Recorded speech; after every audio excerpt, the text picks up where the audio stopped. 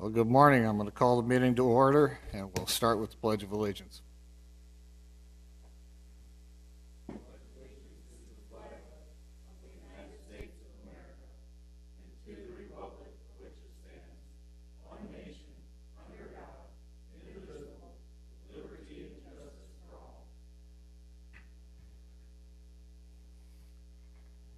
Item number 3 on our agenda is an invitation for a citizen to schedule time on the commission agenda for an item not listed. Is there anyone here who would like to do that? I don't see anyone, so we'll move on to item number 4, approval of the agenda. We are going to remove the executive session, item number 12. Our legal counsel is in here today. Is there any other changes to the agenda? Hearing none, I'll take a motion to approve. So move. Second. Motion made and seconded. All those in favor, I guess, say aye. Aye. Aye. Aye works too. All those opposed, nay. The agenda is approved. Consent agenda items. We have approval of the minutes of the January 22nd meeting, approval and travel education requests, approval of personnel action notices, approval of cellular allowances, and approval of the human services report. Is there a motion to approve? So moved. Motion's been made and seconded. Any discussion? Hearing none, we'll call the roll. Pierce, Yes. Boersma, Aye. Krogman, Aye. Jensen, Aye. Bartley. Aye. Motion carries. Item 6 is routine business. Approval of the claims. We have February cell phones and the claims payable. Is there a motion to approve? So moved. Motion's made Second. and seconded. Any comments? Any questions? Hearing none, we'll call the roll. Boersma, Aye. Krogman, Aye. Jensen, Aye. Pierce, Aye. Bartley. Aye. Motion carries. Item B under routine business is department head reports. We will start with Brian in the Highway Department.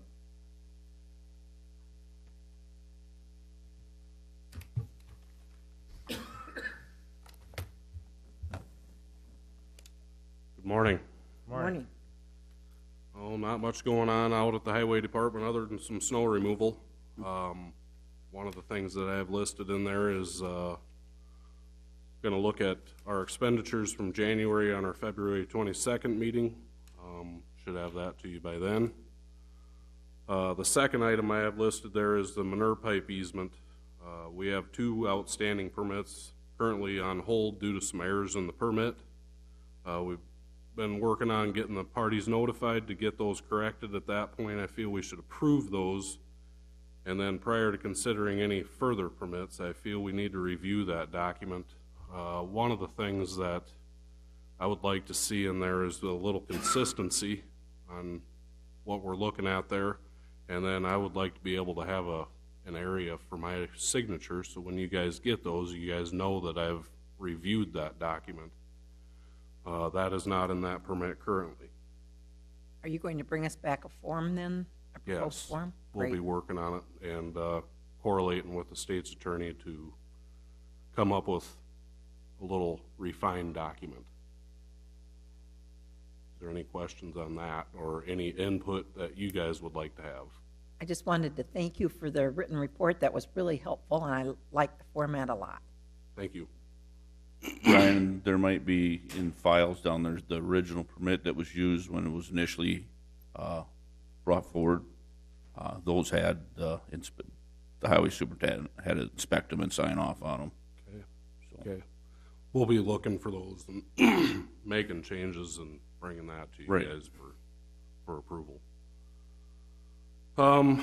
Just some dates to keep in mind. We're going to be opening our annual bids on March 5th and recommend for approval on March 12th. And then as mentioned in last meeting, got this in front of you guys here as far as the timeline goes for those bridges south on 77. Not much has changed there. As far as I know, the contractor is still planning on starting even with the snow amounts we've gotten. One thing I would like to comment on is, I don't know if anybody's been by the shop, but our gate out there has been having some issues, and Michael's Fence is going to be looking at that today. What time is the opening of the bids on March 5th? 10 o'clock. 10 o'clock? And you open those here or out the shop? I believe we'll open them here. Is that correct, Stacy? Wherever you say you're going to open them in the bid advertisement, It'll that's be where at you will the, open it'll them. be at the commission chambers here. Okay. Any other questions? Okay, thank you very much. Thank you. Marty, I'll have your report next.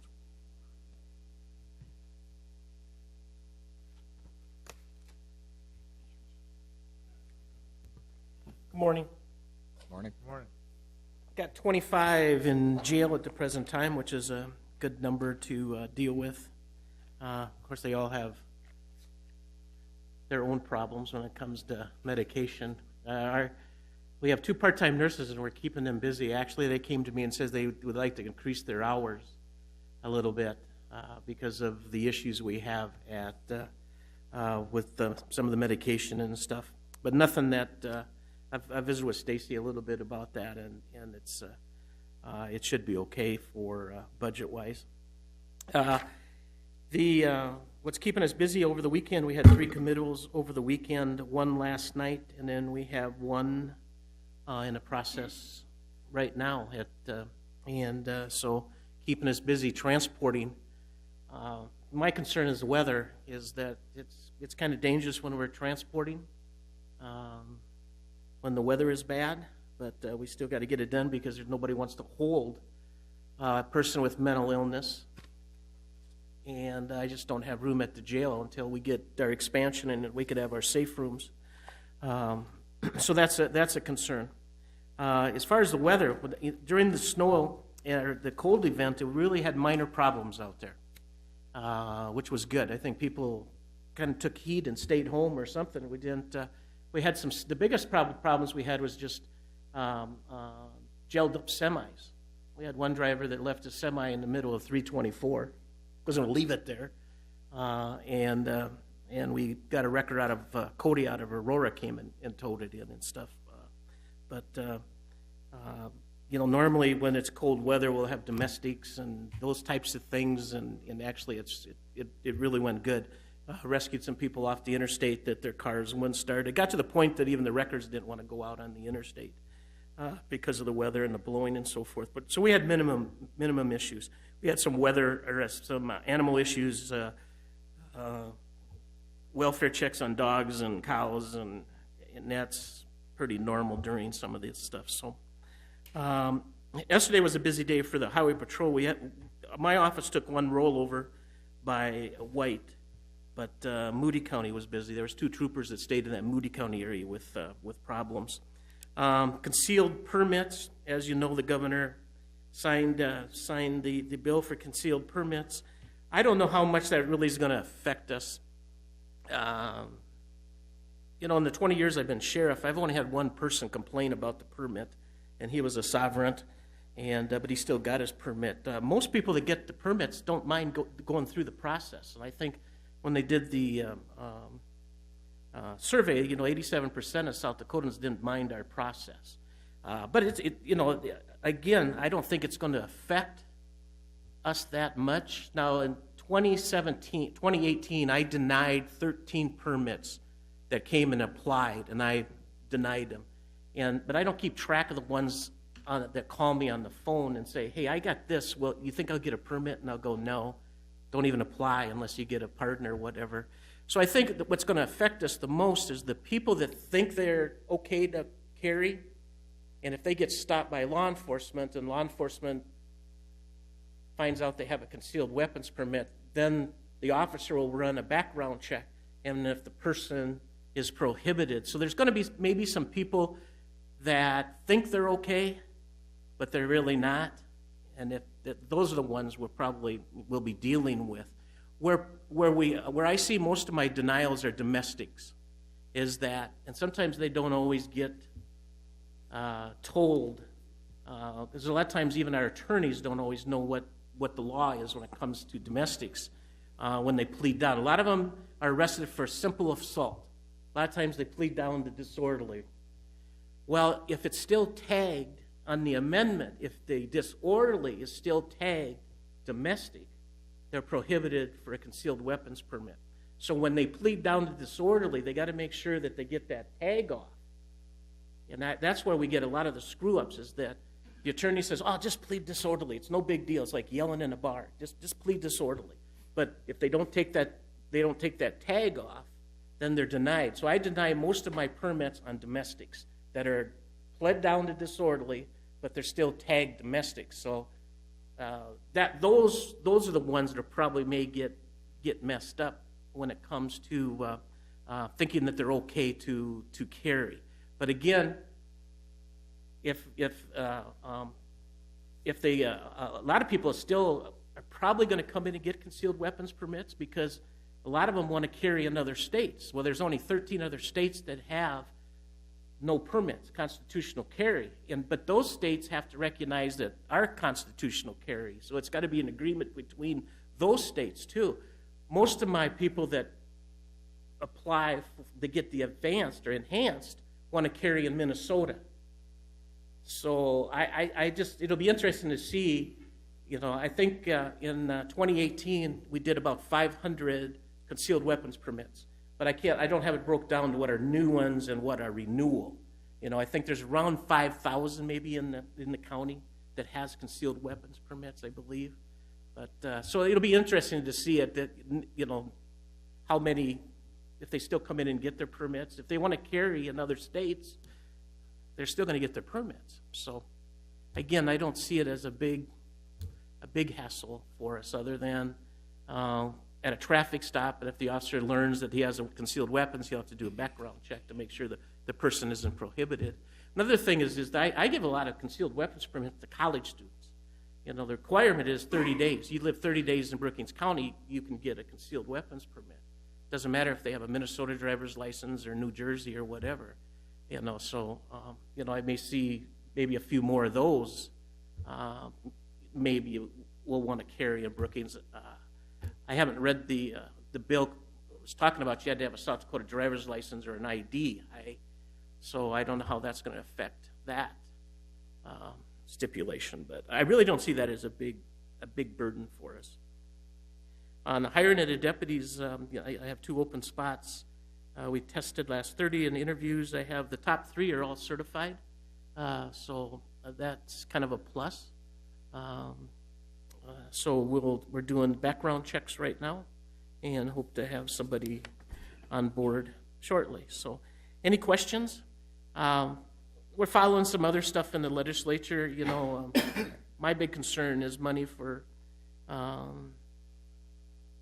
people with meth addiction and mental illness. I hope that we spend as much time on that as we do on concealed weapons permits, and get some money for we're still dealing with a lot with mental illness and meth addiction and those things. We need money so we have a place to take these people instead of putting them in jail. So, any questions? I don't know, on the concealed weapon bill, was there an emergency clause in that, or is that July 1st? July 1st. It's July 1st? Yeah. Thank you. Any other questions for Marty? Apparently not. Thank you, Marty. Okay. Next, we'll have Jacob come up. Director of Equalization.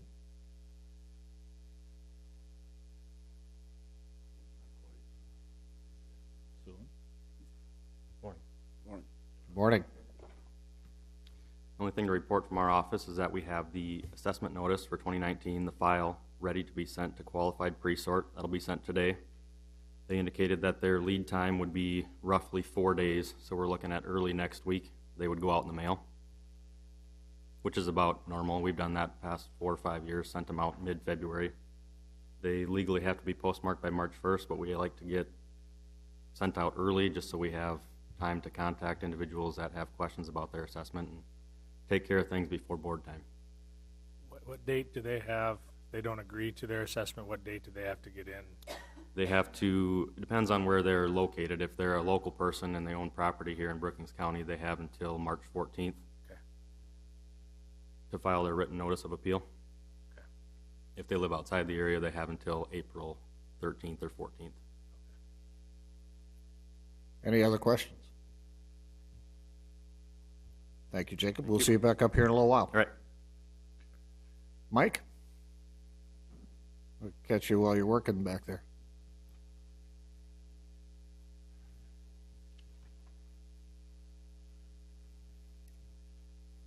Good morning. Morning. Don't have a whole lot. The numbers seem to be staying fairly steady through our office. Seems like we get a lot more requests in for rent than normal. All of our outside monies have been spent and been so we'll be just looking at things through our office right now until we find some other funding, if that may come up. The only other thing I'd like to say is I'd like to thank Commissioner Borsmuth for encouraging me to go to a meeting that they had at the Children's Museum. I found it very interesting. It's a new group that's getting together. This is their first meeting dealing with nonprofits and the different things in the community. So it kind of gives an idea. A lot of those I've already known about. A few of them do a few things that I wasn't fully aware of.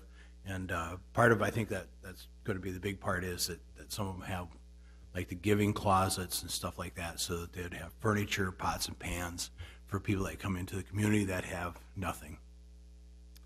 And Any questions for Mike? No questions for you today. You may have a seat. Bob? Vicki is not here today, so we won't have that report from Vicki.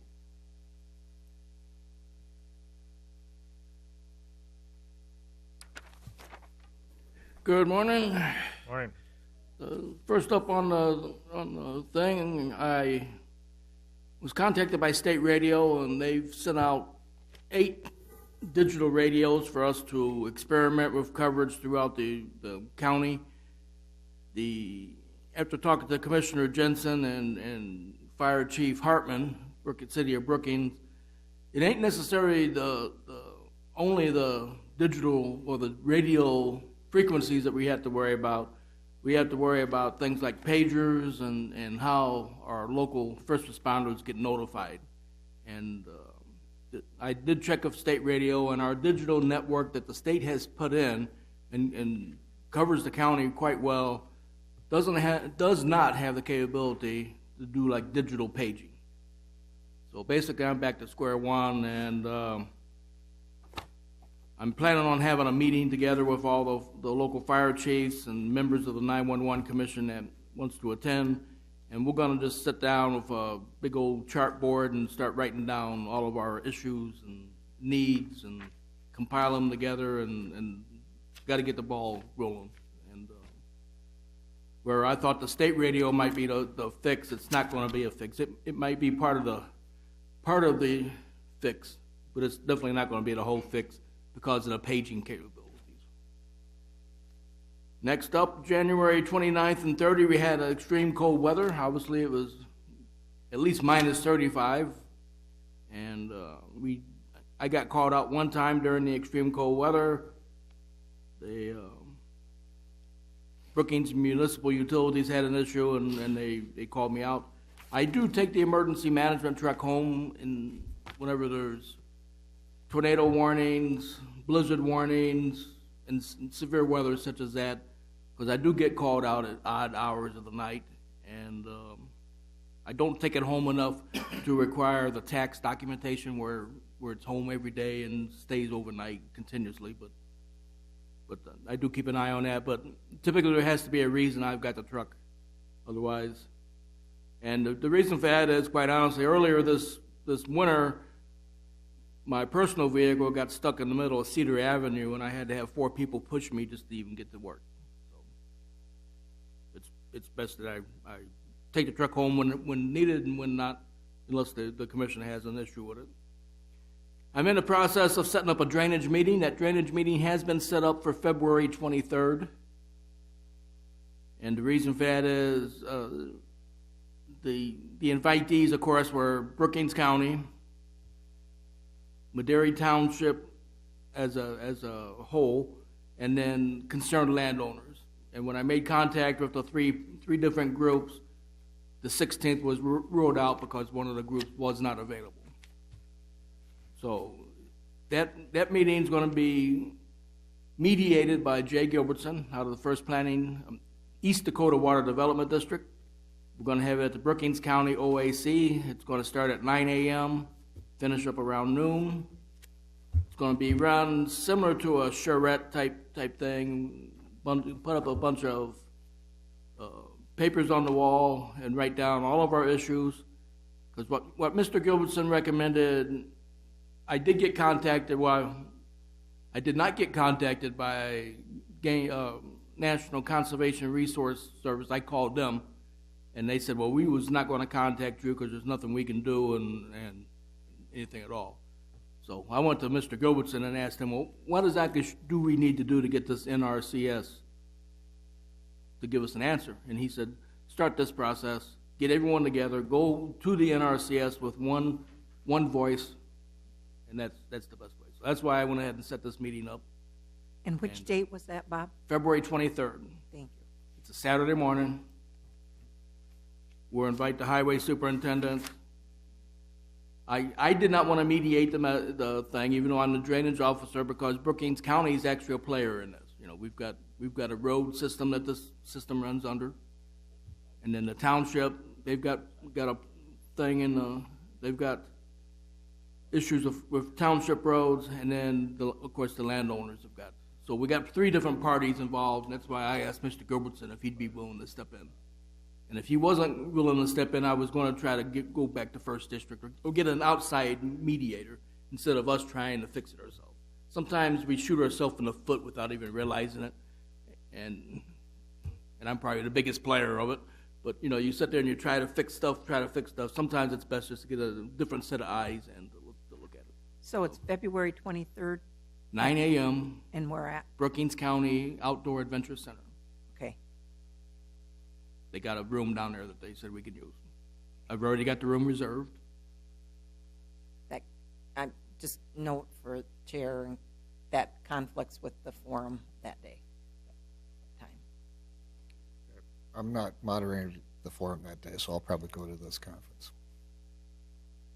Unfortunately, this is time sensitive. Me and Chairman Bartley are going to Washington, D.C. If something comes out of this meeting where we need to talk to, there is a member of the Commerce Committee that we will be talking to personally on March 6th. And if we need to bring the discussion to the federal level, that would be the time to do it, when we got one-on-one with that senator. So,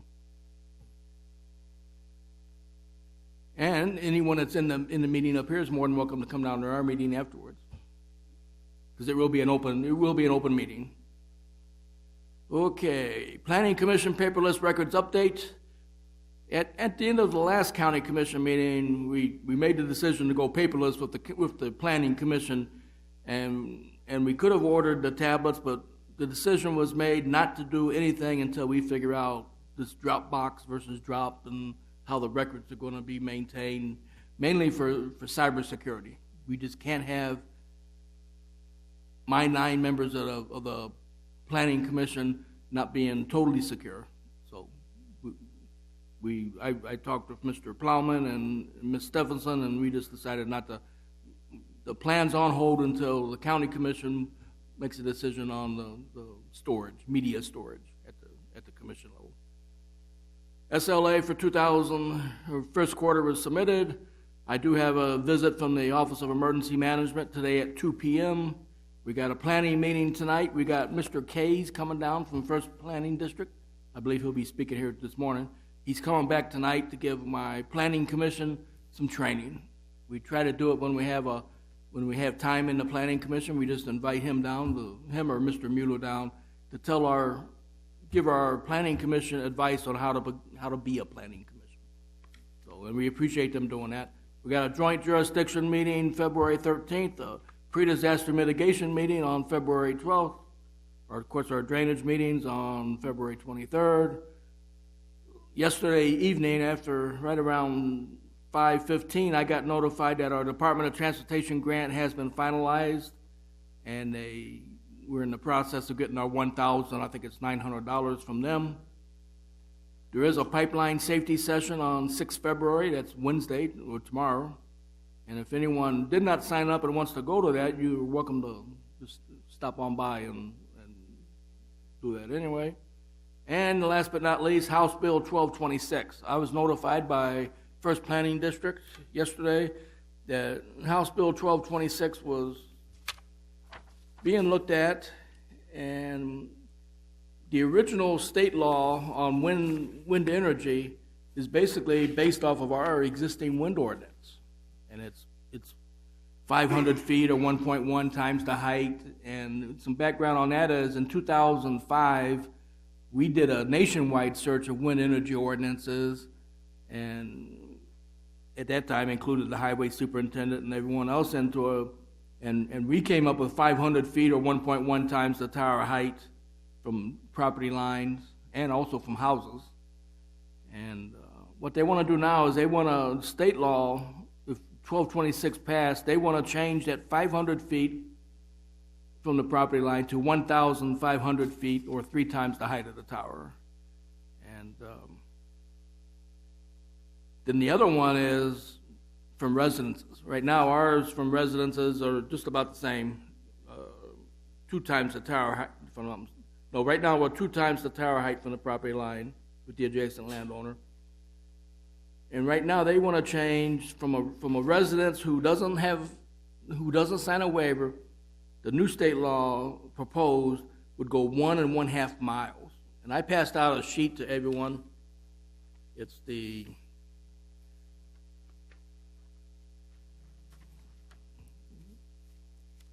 one of the extremely large circles, and it's got the little stars in it. That's the 1 1/2 mile setbacks. And if that was in existence today, basically you'll never see another wind tower put in South Dakota. Definitely won't see it in Brookings County. The one of the little bitty circles that I passed out, yours is black and white, of course, that shows that to legally put a wind tower in, you have to have more than a quarter section of land. That's a lot of land. So you basically if House Bill 1226, in my opinion, passes, you won't see any more wind development in South Dakota of the large scale. And so what they asked me is talk to the county commission, get our thoughts on that, because when this comes before the Senate, and it's going to come to a Senate subcommittee or a House subcommittee, do we want to speak out? Do we want to go either on the phone or go out to Pierre and tell them our 2 cents? One thing is local control. We decided back in 2005 that we would welcome wind farms, and we got tax data showing that they're beneficial to the county. As far as complaints, I'm the nuisance officer for Brookings County, and I have no complaints on the wind towers, and I've got 4 different wind farms in Brookings County. So I guess I'm looking for ideas from the county. Do we want to promote renewable energy, which we do currently, or do we want to just put our head in the sand and let it go where it goes? Comments? Commissioner Pierce? Myself, I feel that setbacks is an issue that's a local control issue, and that shouldn't be determined by the state, and that the circumstances are different in each county as relates to what setbacks should be. And perhaps if we reach a consensus on this issue, Mr. Hill, am I understanding you'd be willing to go out and testify? Yes, ma'am. That maybe we would authorize him to do that. I have a couple questions for him about the bill, but I don't know what the rest of you think. I think Brookings County should decide what Brookings County's setbacks are. Thank you. Anybody else? Absolutely agree. I think we all agree with that. Obviously, this bill would eliminate, as you said, wind towers in the entire state. I don't think we want to go that route either. I think we need to not only have a testimony out there, we also need to contact our local legislators and tell them what we think. If we could coordinate some sort of a letter, although each individual one would be better than a form letter from us, but make sure we've got the same statement. We're opposed to it. We would prefer local control, and this bill basically gets rid of wind towers, and we don't think that's appropriate at this point in time. So if everybody's in agreement, I'd certainly authorize Bob to go out and testify, and if anybody else would like to go along, I think we could authorize that also. Just talk to Bob first and make sure he can coordinate that trip. But we don't have any idea when this bill is going to be in committee yet. It hasn't been Not at assigned. this time. It's been assigned to a committee? Todd? Okay. All right. So that should be coming up in the next week or so. Tuesday or Wednesday. Okay. So if anybody's available to go with Bob, if he needs backup, I think he can talk for us, I think, pretty succinctly. So I think we'll be okay there. All right. Anything else, Bob? That's all I got. Thank you. I just have a question on the bill Okay. real quick. Bob, on line 15 of the bill, Yes, where it ma'am. talks about the perimeter of any residence, business, or public building, is there anywhere where perimeter is defined? What does that mean exactly? Not that I'm aware of, and I haven't. Todd's We kind of researched the waving word. his hand back there. Did you have an answer for that question? If you don't mind, it'd be nice so that maybe Bob could address that issue if he goes out and testifies. Oh, what the heck? It's 9 a.m. Todd, welcome. Good morning. I happened to have a conversation with Bob about this very issue yesterday when we became aware of House Bill 1226. Much of the language in House Bill 1226 as far as the setbacks and references to perimeters comes from, I think, some other current zoning ordinances that are being developed across the state in different counties. Perimeter is often used in, I know, currently in Grant County and a few other counties, and it basically means the perimeter of the primary structure. So if the house is the primary structure on a specific piece of property, the measurement would be to the wall line of that perimeter of that structure, or in some counties they even say 25 feet from the perimeter of the structure. And so that's what we're seeing across the board. But as far as I've had conversations with South Dakota County Commissioners Association as well as the Municipal League and have talked with several legislators about that.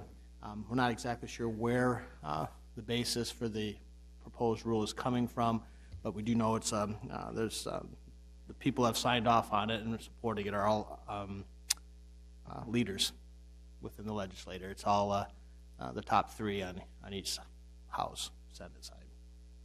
Okay, any other questions on this bill? Seeing none, thank you, Bob, for your report, and I'd like to introduce Todd Case from First District. Thank you very much. I wasn't really planning on talking about that, but That's fine, we appreciate your input. thank you. Could you pull up the PowerPoint presentation as well as the one sheet of activities? All right. Well, good morning, everyone. And there's a little blustery coming down today. Not until you hit about the Hidewood coming up north of town before we got into it. But my name is Todd Case. I'm the Executive Director of the First District Association of Local Governments in Watertown, South Dakota. And on an annual basis, I always take the time to come out and talk with the county commissions that we serve, and I also hit some of the larger communities just to talk about work activities and services of the planning district. For some of you, this is going to be very much old hat. Commissioner Biersma, this is going to be new for you, so I'm going to probably spend a little bit more time than I normally would just talking about the district, because many of the other board members have heard this spiel over the last 10 years. So the First Districts Association of Local Governments is one of 6 regional planning and development districts located across the state of South Dakota. We have sister offices in Aberdeen, Yankton, Sioux Falls, Rapid City, and Pierre. We represent 11 counties. Oh, do I have to tell you to hit this slide? Oh, sorry. Thank you. I'll just tell you. We represent 11 counties and 76 communities in northeastern South Dakota. We're not government, but we were created through executive order by Governor Frank Farrar in 1971, and we operate under what's called a joint powers agreement. And within that joint powers agreement, we are basically a membership-based organization. Our counties and our communities belong to us. I kind of liken it to a chamber of commerce for local government. And the purpose for the planning districts back then still remained the same today. We're here to provide technical services and support to local units of government to promote quality of life issues and economic development throughout the area. Next slide, please. As far as how we are governed, we have a 35-member board. Each county has 3 representatives on that board. Currently, Commissioner Bartley represents the county. Former Commissioner Steph Miller is the at-large rep, and Mayor Fred Weeks is the mayor community municipal rep. And so each county has those 3 reps, and then we also have the chairman of the Flanders Santee Sioux and Assistant Wapanayate tribes on our board. And the board meets 3 to 4 times a year. They basically chart the work plan, approve the budget, provide the director direction, and hire the director on an annual basis. Next, please.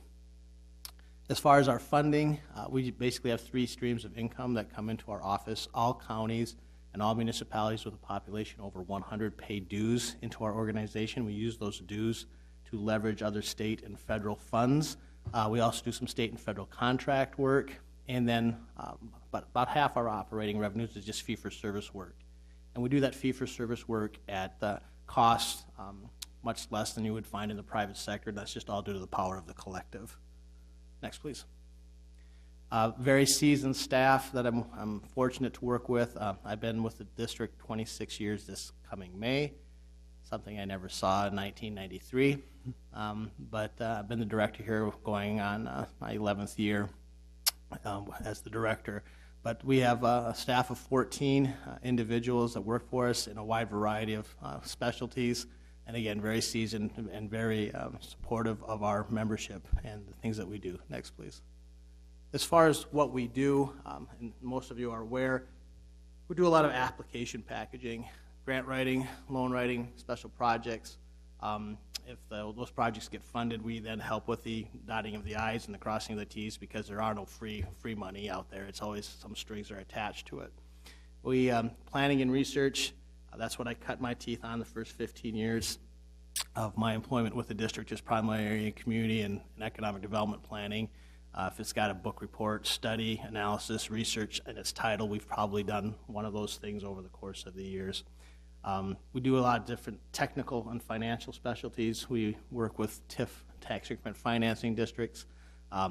Geographic information systems, GIS, is integral in everything that we do. I mean, we have 4 people that work solely in GIS, and all the data that's created in GIS is used for all of our planning purposes. We use it in our grant writing and all a wide variety of things. We manage several statewide databases. We also web host 12 or 13 different counties' web information, GIS web information. So it's very important to us. And then RLFs. We have 4 people in our office that work solely in revolving loan funds. We are a Small Business Administration 504 certified development company, so we work with the SBA.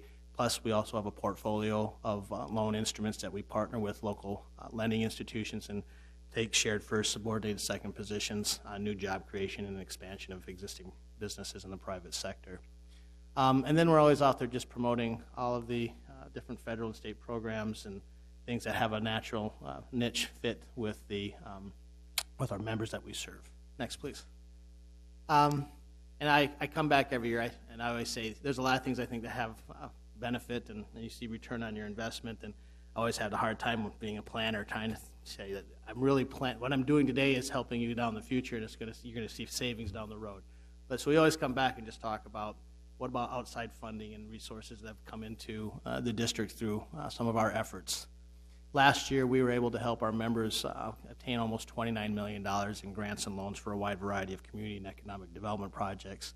Of that $29 million, a little over 8 was just in the form of grants. So if we take the dues that were paid into the organization over the course of the last year and compared to the grant dollars that came in, it was about a $30 return on investment. So since 2008, it's been about 25.71 cents. Since I've been the director, and about $65 million in grant dollars alone have come into the 11 county area that we work in. So we think just on that merits alone, we do provide some return on investment within the district. Next slide, please. Regarding Brookings County, we took a look at just projects that happened in Brookings County last year. There's about $10.5 million in grant dollars that came into Brookings County. $10.5 million since 2008. Last year, a little over $70,000. a return of an investment of $1.24, still on the plus side. But we take a look at since 2008, that dollar has been close to $20 for every dollar's worth of dues. And again, we don't have we don't have the money. We don't have the we know the money's at, and we've got our relationships with those funders that helps us streamline the request and the ask. And I think that's where we help in packaging and making those things more convenient for our members. Next, please. Well, and then back to the revolving loan funds that we talked about. We did do 3 private business loans last year in Brookings County, where we were able to provide up to almost $700,000 in financing towards $1.5 million in project work for 3 specific businesses in Brookings County last year.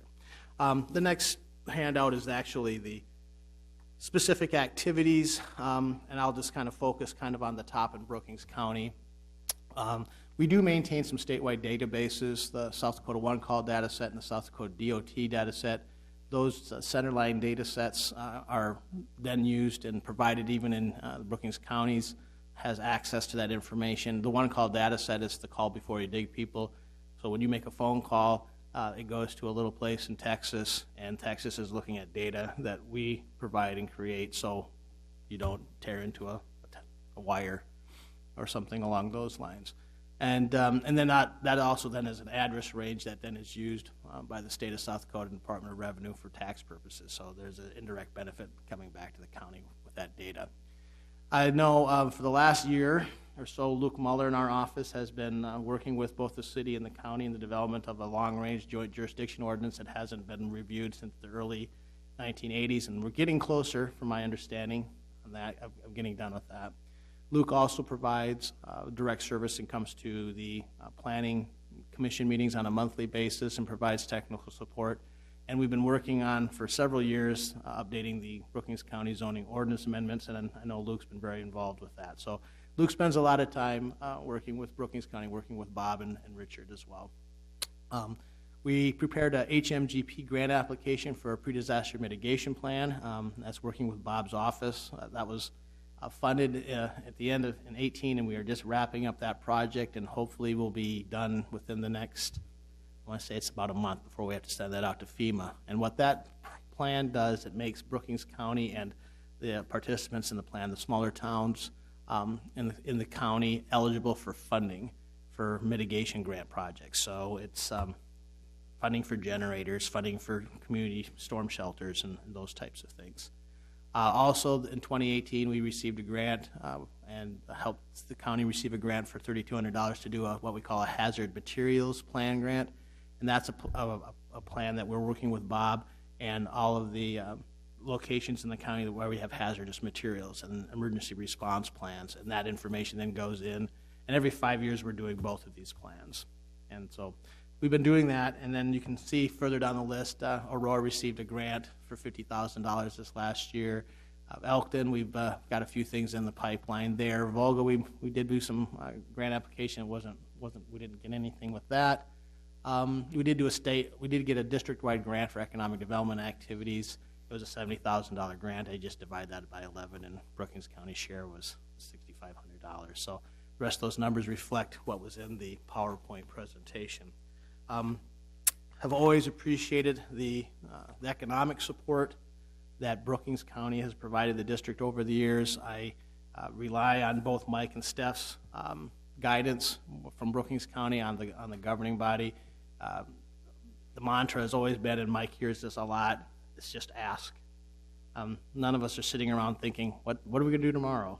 And we have things that are in the hopper all the time, and we just want to get anything that you're working on in the queue as quick as possible so we can get a quick turnaround. So again, just ask. We look forward to another good relationship for the next year and years to come, and I'd be more than willing to take any questions at this time. Any questions for Todd?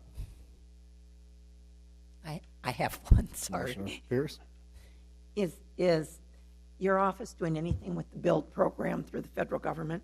When you're looking at grants, are you looking at that program at all? Which program, sorry? BUILD, and then that's the infrastructure program.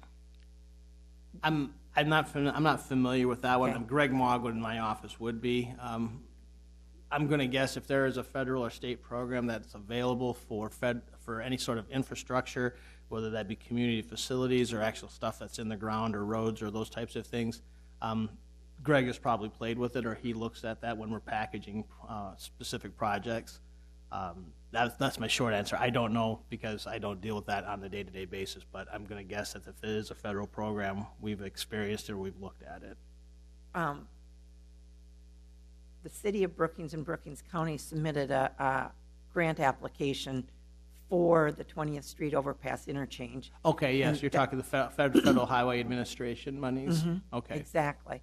And I was just curious, does your office do anything with that? We were not asked to participate in that process. I think the engineering firm that was being worked with both the county and the city, was the one that facilitated and had some background experience because of the large scope of that type of projects.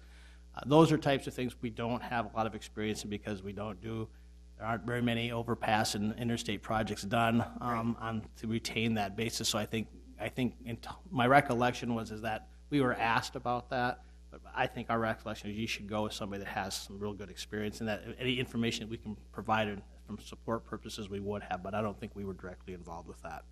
It's that's a big ask, and that's a tough dollar to land. Thank you. Any other questions? Yeah, I guess I'm curious. I don't know if you are aware, my background is architecture, but I'm wondering how often you are asked to come alongside of consulting professionals in pursuing projects like that, for example. So would you work alongside an engineering company, or would you work alongside? we have. I mean, there isn't an engineering firm in the state of South Dakota, or not state South, in northeastern South Dakota that we probably have not worked with over the last 45 years. I mean, if there's most of the work that we do primarily is in infrastructure, water, sewer, streets, natural gas, electricity. So there isn't an engineering firm in Brookings that we haven't worked with, I think, over the years. What we end up working, when somebody comes into our office, if they don't have a relationship with a specific firm, we provide a list of firms in the area that can be utilized. We don't direct counties or communities to one specific firm over the other. Most counties and communities have some relationship with some sort of a firm out there right now, because whether it's Clark or Banner or HDR, whomever, they're out there always hitting them up for services. But we work with a wide variety of private professionals in that regard. Great, thank you. Thank you. Any other questions? Seeing none, thank you, Mr. Case, for Thank your you. annual update. We always appreciate that. Thank you very much. Move on to item B, which is an action to approve the appointment of Jacob Bremer as Director of Equalization for Brookings County. Is there a motion to approve? So moved. Motion's been made and seconded. Any comments? It should be noted too, excuse me, as part of this process, Brookings Mayor Keith Corbett, there's a statute that speaks to the mayor if the population of the county, if there's a city that holds 50% or more of the population within a county, which the city does, the mayor is then asked to be a part of the appointment process. And Mayor Corbett wasn't able to join us today as he's out in Pier, but he did provide a letter of support for Jacob's appointment today, and it was included in your packet. Duly noted that we have an approval from Mayor Corbett. Any other comments? If not, we'll, all those in favor say aye. Aye. Opposed, nay. Mr. Bremer, congratulations. If you come up, we have an oath for you to sign so we can have the rest of the commissioners sign it.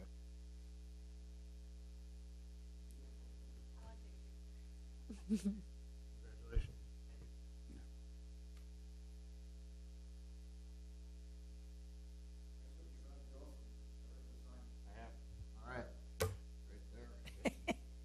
is not a very nice Yeah. picture. Yes, I would, please. Okay.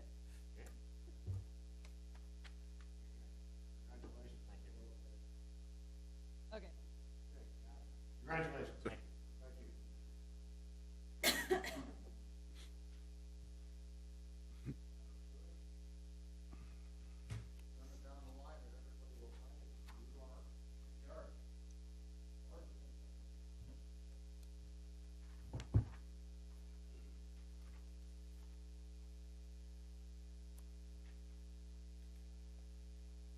We'll move on to regular business. Item 8.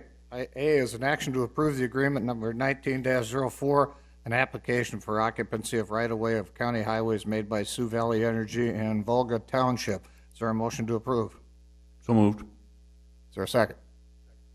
Motion been made and seconded. Any comments? Any questions? Seeing none, all those in favor say aye.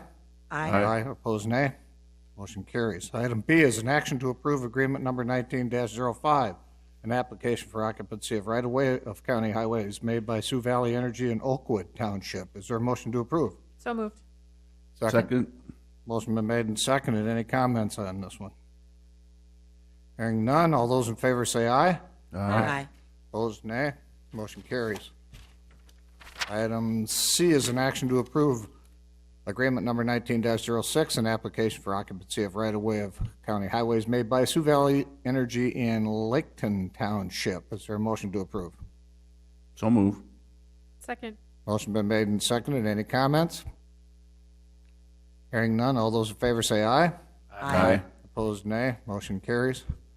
Item D is an action to approve agreement number 19-07, an application for occupancy of right-of-way of county highways made by Sioux Valley Energy in Lake Sinai Township. Is there a motion to approve? So moved. Is there a second? Motion been made and seconded. Any comments? Hearing none, all those in favor say aye. Aye. Opposed, nay.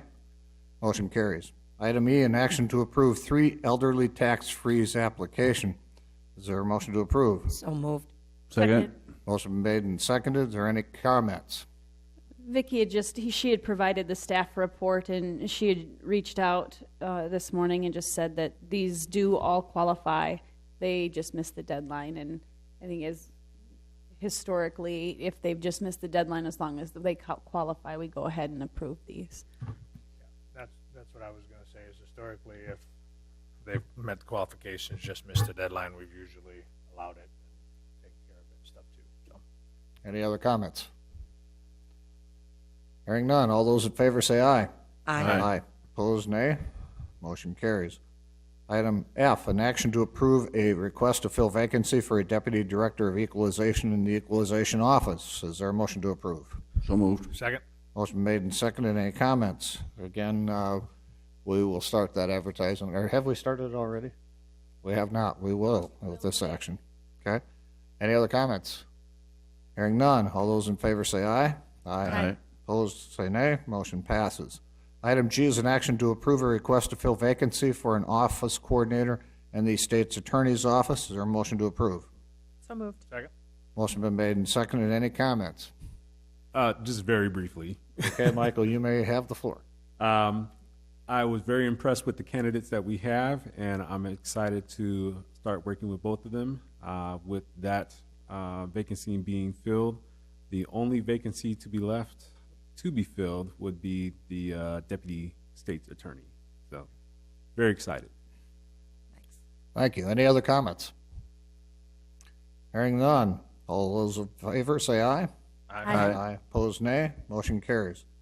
Item H is an action to approve a request to fill a vacancy for an administrative assistant in the sheriff's office. Is there a motion to approve? So moved. Second. Motion been made and seconded. Any comments? Hearing none. All those in favor say aye. Aye. Opposed, say nay. Motion carries. Item I, action to approve a request to fill a vacancy for a full-time female correctional officer in the sheriff's department. There's a motion to approve. So moved. Second. Motion been made and seconded. Any comments? Hearing none. All those in favor say aye. Aye. Opposed, nay. Motion carries. Item J, an action to approve a request to fill a vacancy for an equipment operator in the highway department. Is there a motion to approve? So moved. Second. Motion been made and seconded. Is there any comments? Hearing none. All those in favor say aye. Aye. Opposed, nay. Motion carries. Item K is an action to declare a tow motor LT56 forklift as surplus property to be sold via the county's surplus auction. Is there a motion to approve? So moved. Second. A motion been made and seconded. Is there any comments? Hearing none. All those in favor say aye. Aye. Opposed, nay. Motion carries. Item L is an action to declare a Lincoln G8000 welder as surplus property to be transferred to the Brookings City Parks, Recreation, and Forestry Department. Is there a motion to approve? So move. Is there a second? Second. Motion been made and seconded. Any comments? I just had a question. You have a question, Commissioner Jensen? In this process, Brian, what takes place with the city? Well, they'll have to accept it as theirs, and then we'll have to come up with an agreement on what they'll pay. Make sure your mic is on, Brian. They'll have to accept it as theirs once we come up with an agreement on what they would pay for that piece of machinery. That's what we're curious about. How you determine your dollar amount? Right, and the dollar amount will be determined off the age, obviously, and then the useful life left in that machine. Okay. Any other comments or questions? Hearing none. All those in favor say aye. Aye. Opposed, nay. Motion carries. Item M is a review of the Brookings County Strategic Plan. Stacy, I'll let you lead us in this discussion. As part of the strategic plan, it says it will be reviewed annually in February. So this is that time to do this. I've read through this before the meeting, and I really don't have any recommendations for changes at this time. I don't know if the board has had a chance to look at this and has any recommendation for any changes or updates. I don't know if department heads have had a chance to look through this as well and have come up with something, but it's been about 4 years, I think, since we created this document. I don't know if it's time to kind of sit back down and maybe a work session type setting to go back through it and review it with department heads. I know we have 2 new commissioners since this was drafted. So I guess I'm just kind of looking for some direction and some thoughts from the board on this today. Any comments or questions from anybody? As part of the strategic plan process, I think it would be helpful to review our employee numbers in our departments, maybe over a 10-year period, shorter if that's what the commission would think. And I'm not looking at the people in the positions, but I'd like to know how many employees we had 10 years ago and how many in each department, how many we had last year and how many in each department, so we can look at our growth and see what direction we're moving as relates to personnel costs. Would the rest of you be interested in something like that? Okay. Yep. Any other comments? I mean, for me, it's all brand new, right? So the idea of looking at goal 1 and objectives 1, 2, and 3 with improvement plans and capital improvement plans across those years, maybe it's just something I haven't dug through and found in the Dropbox, but those are all things that I'd like to actually sit down and look through and see where we're at and how much progress we're making on those things. Okay. Any other suggestions, comments? If not, I think we can add those things to this strategic plan. Do we need to approve that later? Or we approve it today with some? Just review. No, it's just a a review. review. Yep. All right. Let's move on to item 9, which is the Commission Department Director's Report.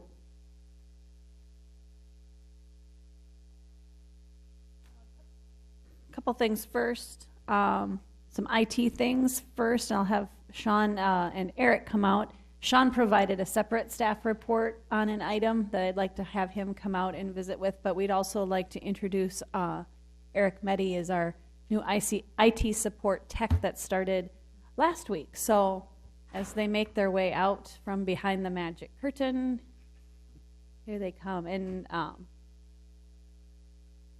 we'll introduce Eric, and then I'll bring up Sean's staff report, and he can discuss that email migration information. But the gentleman on the right All right, is Eric Meddy. He's the new IT support tech. Started last week, and he comes to us from SDSU. Well, welcome, Eric. Welcome. All right.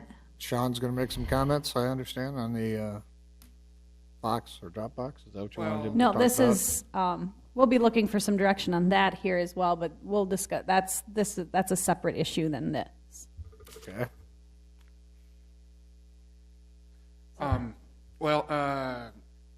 What was it? July of last year, I updated our email system. Since I've done that, it's been mostly working, but occasionally not.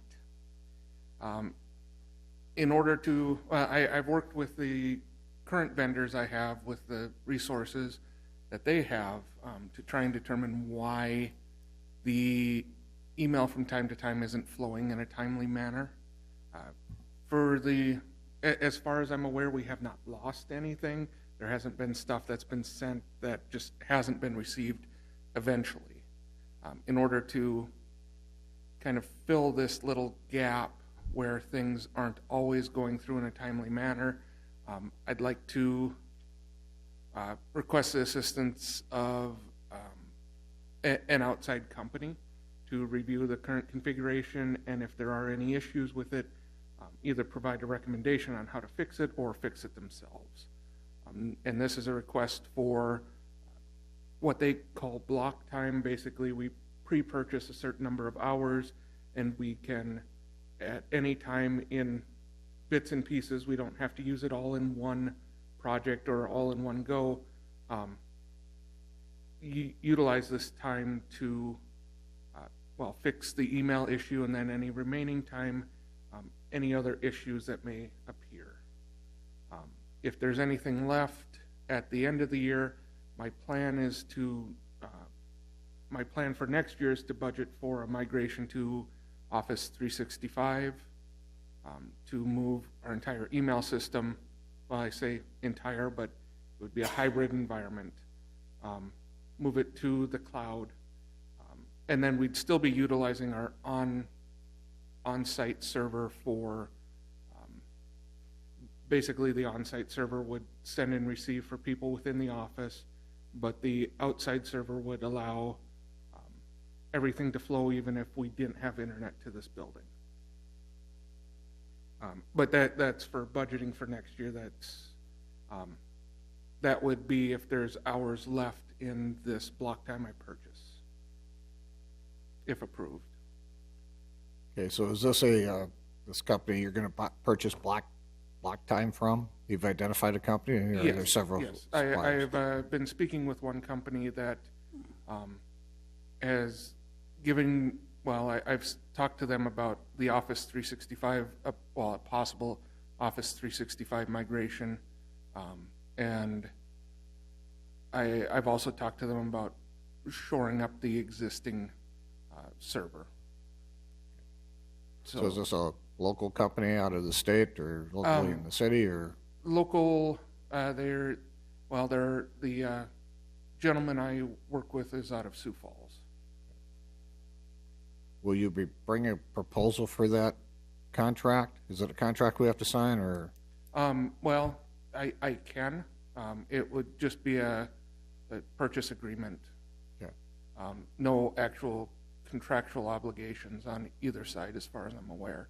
Right, so it'd be a purchase agreement under your current budget that we really wouldn't have to look at. Okay. Okay. I just wanted to get that clarified. You have the authority to go forward then. It's just, you're telling us you're going to do it, right? Well, no.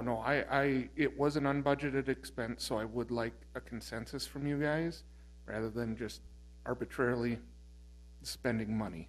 Okay. Can you give us a dollar amount when you say unbudgeted expense? It's $3,600 for 20 hours. All right. That's reasonable, in my opinion. I would just like to know, the entity that you're looking at in Sioux Falls, is that related to our software program that we're using for our email, or?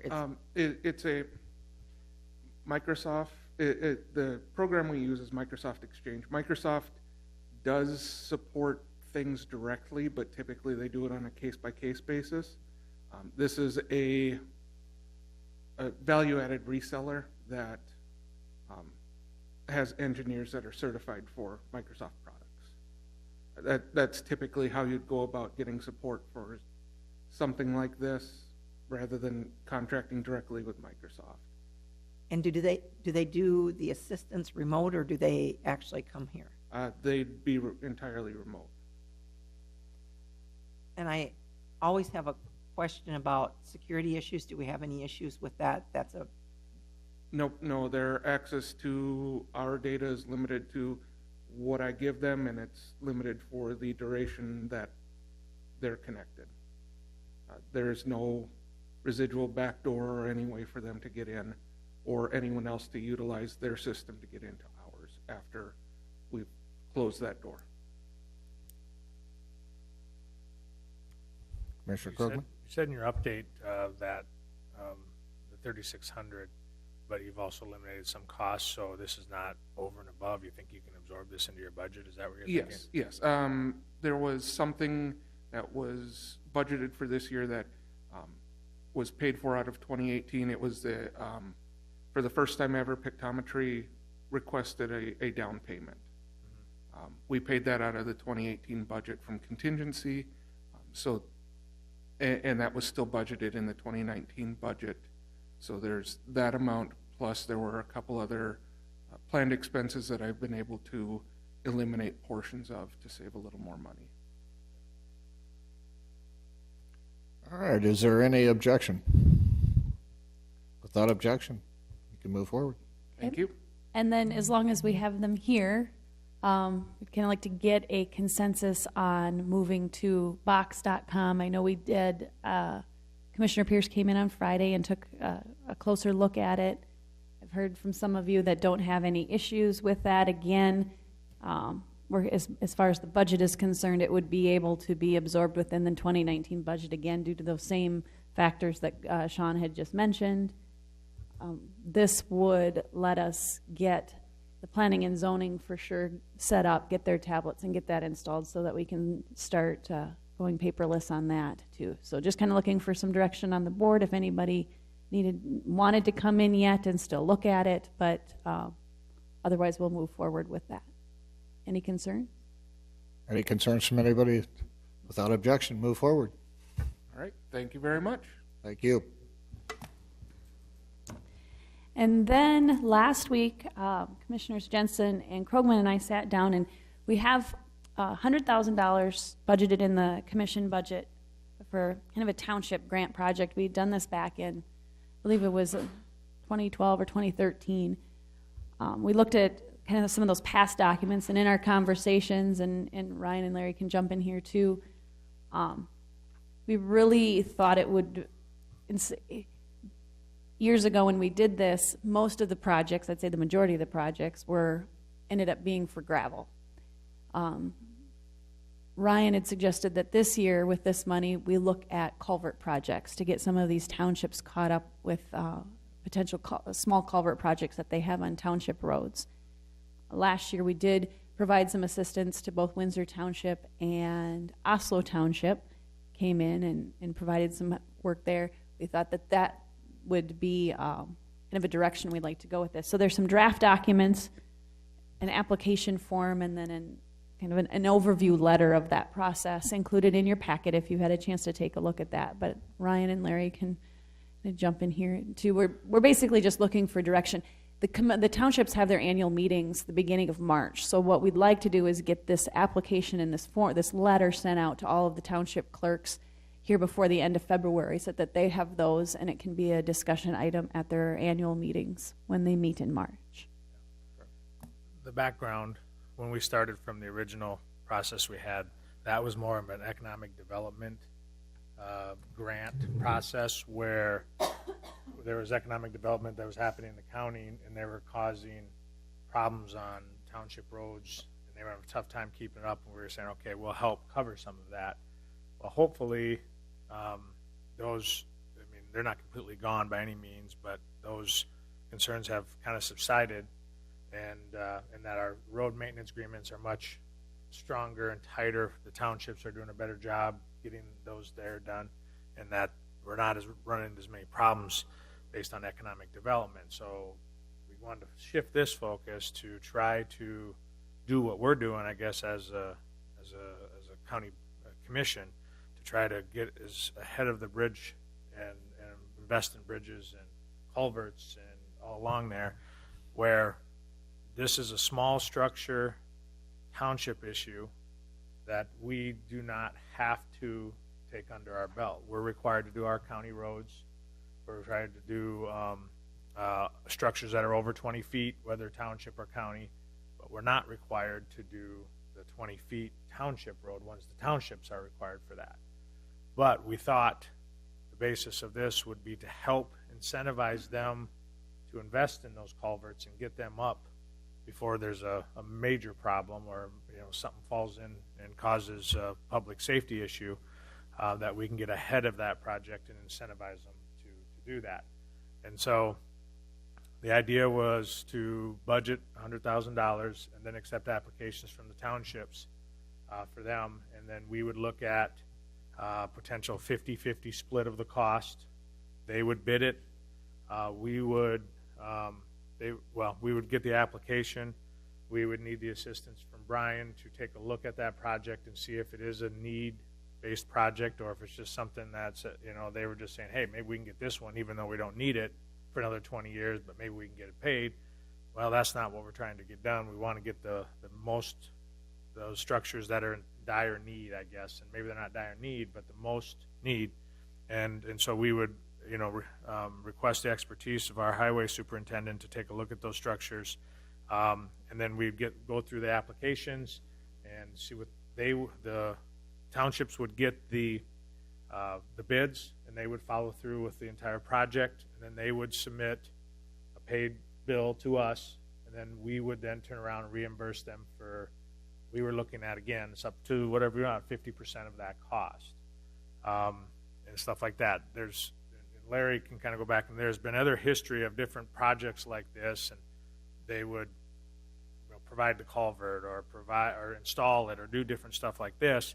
We just thought that maybe this would make it a little bit simpler and not as much bearing on our highway department, as the township still has responsibility for that culvert, still has responsibility to maintain it, getting it done, and then continuing on with that responsibility. We would just assist in the cost of it as maybe an incentive, similar to what the state does for us, I guess, in our large bridges. So, for instance, there might be a township out there with a culvert site that's an issue every time there's a heavy rain or something, but the township might just put it off fixing it just because they want to save their money for gravel and maintenance.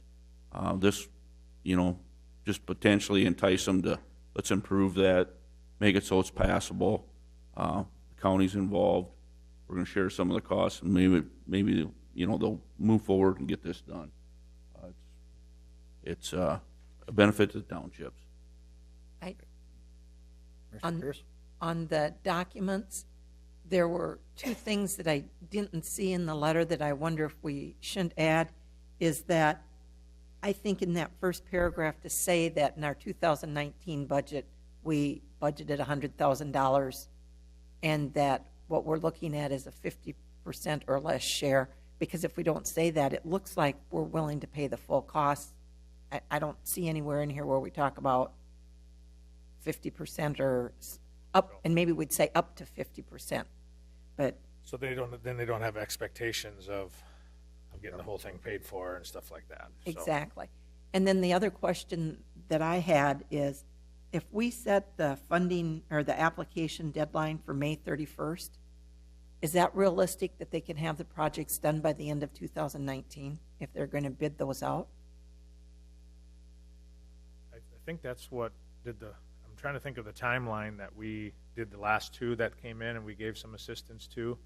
They were able to get those done this year, I think, weren't they? And we approved them in the spring, I was thinking. So I think the Oslo one was kind of later summer, even July or August. And they were still able to get them done. The Windsor one was a little bit earlier, I think.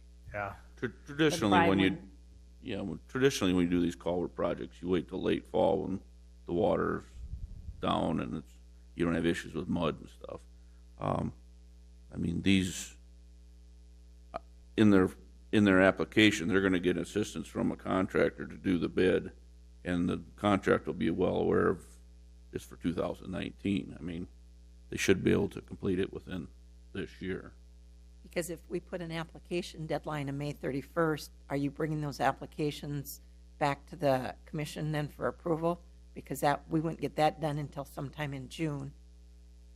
I would think we would probably sit down as a subcommittee and take a look at those along with Brian, and then we probably task him to take a look at all of those applications and then bring his input in on whether they're in need or not in need, or which ones are the most dire, and then if we get more applications that go over the 100,000, then we're gonna have to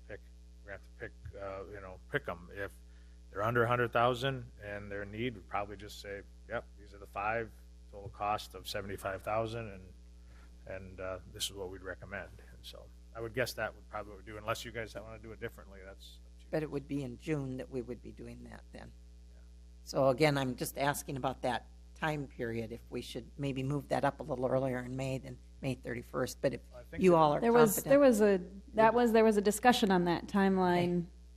Larry had some ideas. Well, the timeline, I mean, we kind of trying to work around their spring planting season. I mean, they gotta have time to get out and get this done. They're gonna have their meeting here March. They can talk about it. Townships don't traditionally meet every month. They have probably 3 meetings a year.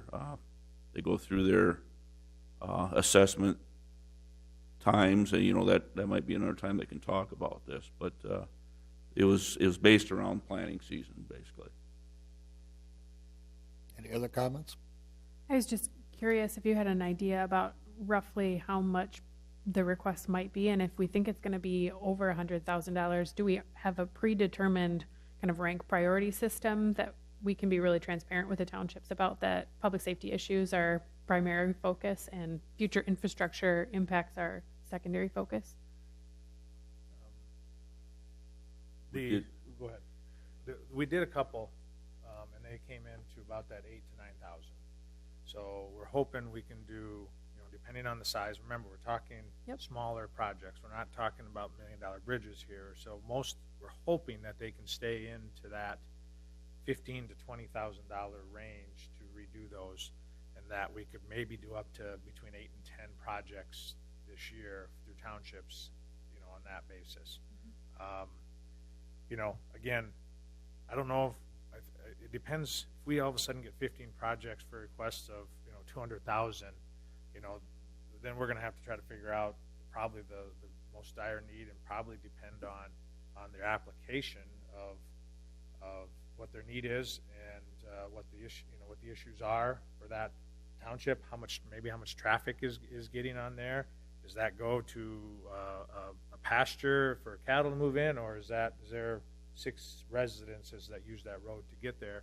And then also on the basis of how dire need are those culverts that within a year or two we're going to have some passability issues and public safety issues, or this thing's pretty good for another 10 to 15 years, and that's where we'll depend on Brian. And then we also have Banners, who does structure, and if we have an issue, we could certainly maybe contract to them and say, take a look at these and tell us what your thoughts are on the small structures in the township. Because I think don't they do that every other year? Small structures? Not these small ones. Not the small ones? Not these ones we're talking about here. They But do ours. I had a chance to run this past Brian, and he's got some comments with the expertise that Huron Tank and Culvert has, and I also tell them about if you thought they might need a 404 permit. Yeah, one of the things that needs to be taken into consideration on these culverts is matching like size, or if they are considering changing the drainage, we need to make sure we have a 404 permit. Like size, they would not be required. But as far as that goes, answering your question about determining whether or not, if we get a whole slew of applications, which ones are we going to put first? I think we need to look at it as a first come, first served basis. But the question I got is, are we gonna limit one township to so many projects? Because I could see in the future a whole slug of them coming from one township just by itself, and others may not be so aggressive. Well, and that, we could see what coming in. If we get 4 or 5 from one and singles from others, you know, and we only have so much money, I could maybe see us going back to that other township and saying, hey, you know, we're going to run out of money to get all 5. What are your top 3? Yeah, where are your priorities? Right. What are your priorities at for the top 3? And then if we do this again in another year, you know, reapply those other 2, and we can see if we get those done. And I'm, you know, we're not going to guarantee that next year we're going to do this again. It'll probably show up. But I mean, if we have 20 applicants, there's obviously a need out there, and they're willing to do that. I could see us maybe doing this again. If we get 4 or 5 applicants and spend half the money, you know, maybe we just say, okay, maybe there's not that much of it, and the incentive isn't really working. So I think, you know, we can depend on that too. But that's a good question, and I think need partially is if there's 3 or 4 of them. I mean, we did that. We did that as a county level. We got 3 bridges out of the state thing because we had some serious needs there, and we put some money towards it. So, well, and another thing, bringing that up too, is if there is a township that does bring forth a few of them, they might get a better price. Thus, in turn, meaning we're going to get a better price, match for dollar. Larry's comment about the sizing, you know, that's where a lot of this is going to come in, is our smaller structures better be below the 16 feet or above the 16 square feet in opening and below the 20 feet. I will be relying on sources such as True North Steel that will actually size to make sure that we're matching the dimensions of the current structure. The actual physical build of the structure is probably going to be different, obviously, but the flow through that structure would be matched to ensure, and in the case where we would say the township would request additional drainage, they would need to have a 404 permit at that time. how long do those take? Then does that, I mean, the 404 Depending on the size of the drainage, a quick and dirty drainage analysis, you know, a week or 2. I mean, we're not talking a big major project there. If we're getting into where we're going from, say, a 19-foot 6-inch structure to an 8x8 box culvert, it's going to take a little longer. Do we have to worry about Topeka shiners or anything in this type of size? Depends on where your drainage is going to. If it's going to the Sioux River, yes, you would have to take that into consideration, depending on the size of the structure also. So who would we get that advice from? Like, do we have to, an I would RCS most have likely to? consult in Banners first off and foremost. They're the ones that seem like they take care of the majority of the 404 permit information, and if they would suggest that, yes, indeed, that one would be a candidate for it, I think it would be wise for us to pursue that avenue. But there again, we're leaving the door open too, and I like the fact of that we're not just limiting it to, say, we're paying for the culvert. We may have to split some costs on that with the township. But there again, I'm commending the board on this. Also, forward thinking, because as we consider these smaller structures like this, we need to take into consideration of, if we don't do this project, what effect is it going to have on our infrastructure? And we may have a culvert that, say, if we don't replace it, we might be putting more traffic on our roads. So I do commend the board for considering this. I think that's a good point. You know, water just doesn't stop at one culvert and sit there. It could certainly end up into a bridge that we have, or if we turn around and repair a county bridge, it could turn around and spend more water onto a township bridge that's not capable of do that. So that input would be another good input there too that could get us, to be able to cut off a problem that we've maybe caused it by improving the bridges that we want to do. Now it sends more water to somewhere else that can't handle it, and that's going to be an issue too. So, How big of a deal is it? I know we have this budgeted in 2019, but let's say that somebody puts in an application, a township puts in an application, and because of all the timing stuff, and maybe they need the 404 permit and whatever, that they're not able to do the project until next year. Can we could just assign it to that and carry that over, or that would not be a huge problem, right? No, we could just note it and then do a supplemental budget hearing in the following year, the following fiscal year, to account for those costs, because that money would just roll into fund balance if it goes unspent. So we could have some flexibility there once we get through the application process if we need to. Yep.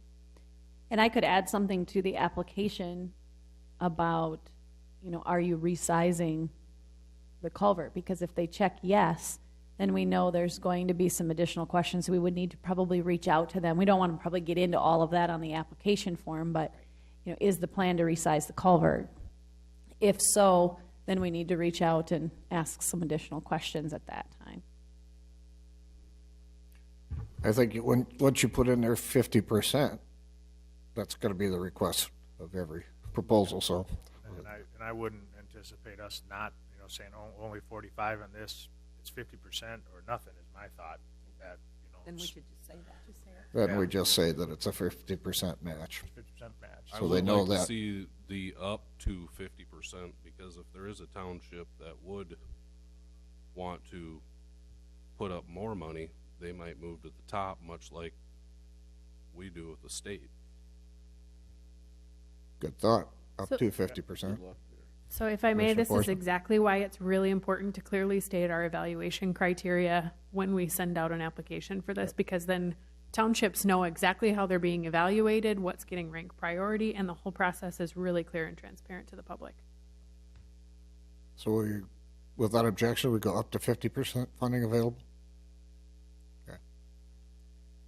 I mean, obviously, we want to give more priority to larger projects that have a bigger match, much like the state did for us in the big grants.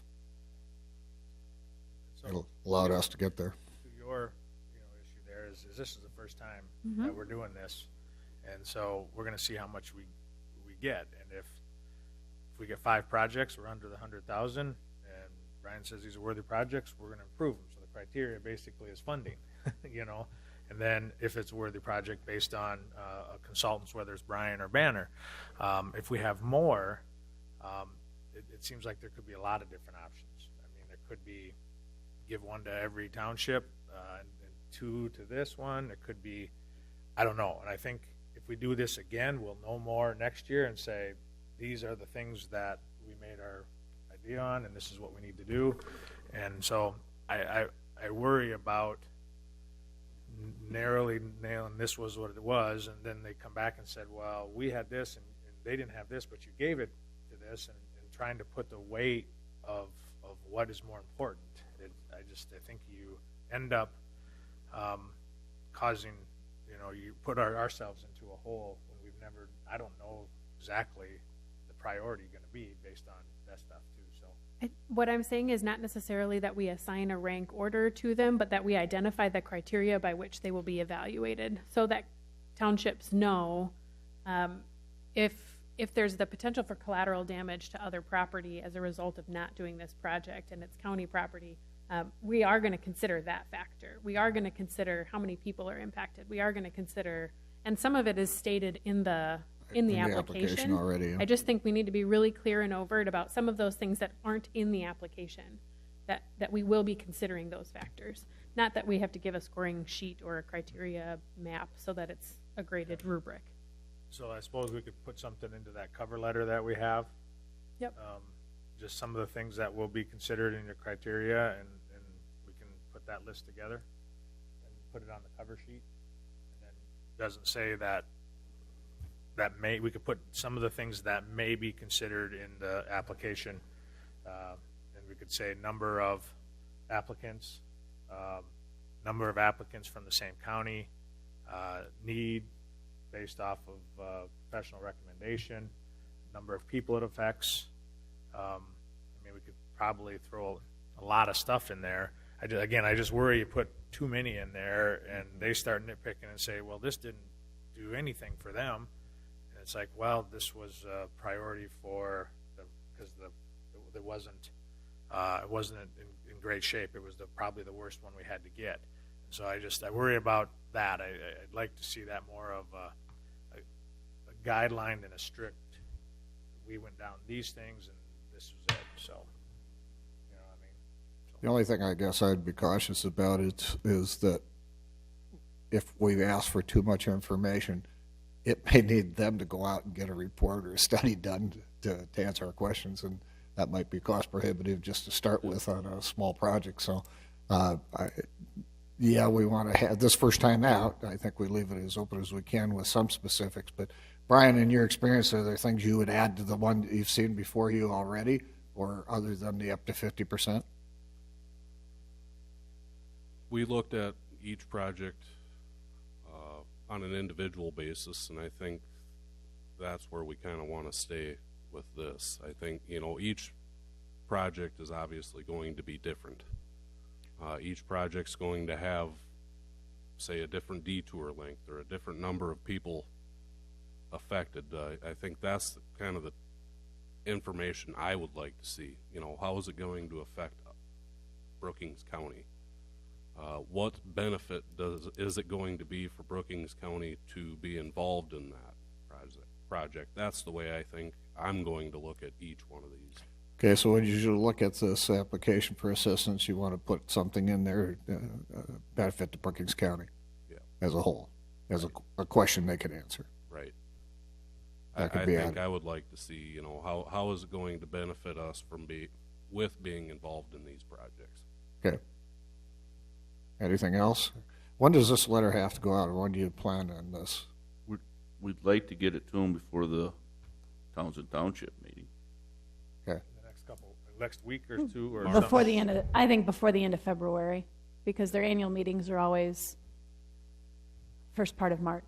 March 7th, I believe, is the Townsend Township meeting at the AOC. We could certainly talk about it that day also again, but I would, sooner the better, so they have a chance to plan, so that the person that's receiving the letter can distribute it to their township board, and they can get that, and they can be prepared to discuss it at the meetings, or even if they want to put a subcommittee together for their township board to say, let's identify the structures here that we might be eligible that we want to submit.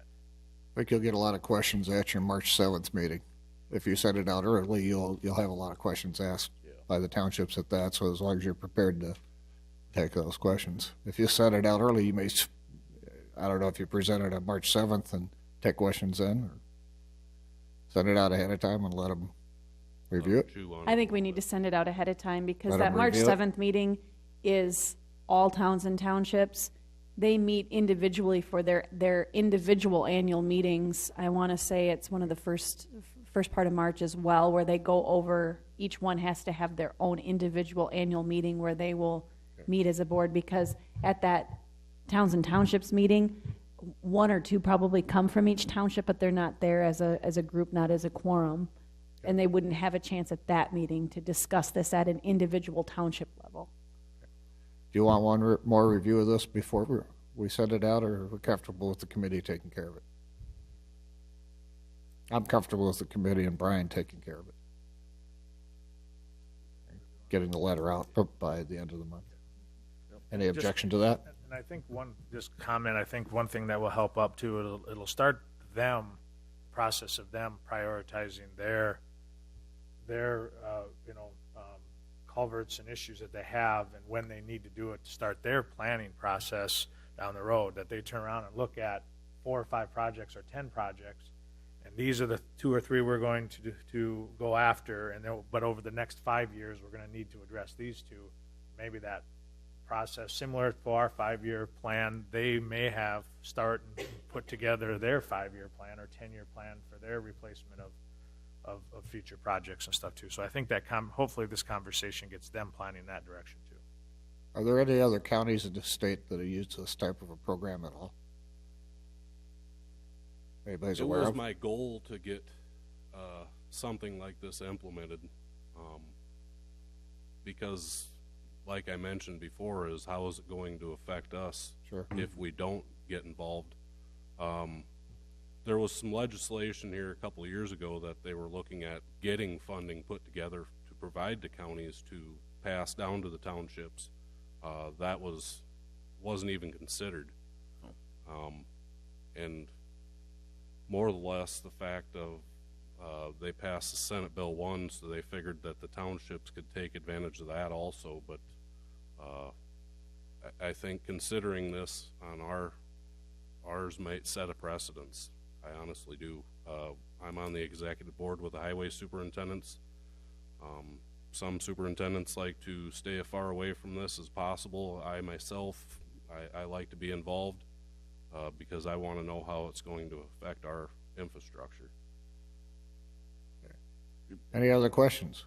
And don't get me wrong, Go ahead. I'm sure every township in Brookings County does some type of culvert replacement every year. It's just, they might have a special one that's a little bit bigger than they think they can handle, and this what this grant is for. So, Well, Brookings County could be a leader in township culvert replacements across the state. We get to try it out first. All right. Okay. Stacy? Just a few last minute things on my report. We did send out, there was a letter in my packet. Chuck Cecil with the museum had reached out to us last week and needed something, a recommendation letter quickly last week as they were applying for a grant. So Commissioner Bartley and I worked on that and got that sent off, and that's included in your packet. I've handed out a couple of the association legislative updates that we get each week. The agenda for the Conservation District, that meeting is tomorrow at 1:15, the NRCS conference room. That was included in my report. And then just some upcoming dates. There will be another legislative forum here in this room on Saturday at 9 o'clock, and I believe that's with both District 7 and District 4 legislators are invited to that one.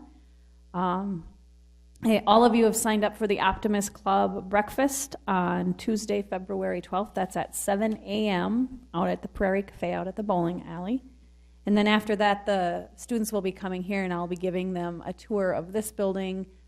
Mayor Corbett and I are actually going to be giving a brief tour up here in the chambers, and then we'll separate them. Some will go to city, some will go to county, and eventually we'll end up over at the detention center with them for our group. So they'll be with us until probably about 11 o'clock or so, but after the breakfast, I'll take it from there. But President's Day, the 18th, offices are closed, and then as Bob had mentioned during his report, February 23rd, that's a Saturday at 9 a.m. at the BCOAC is the Madera Township Drainage Concerns meeting. That's all I have. All right, thank you.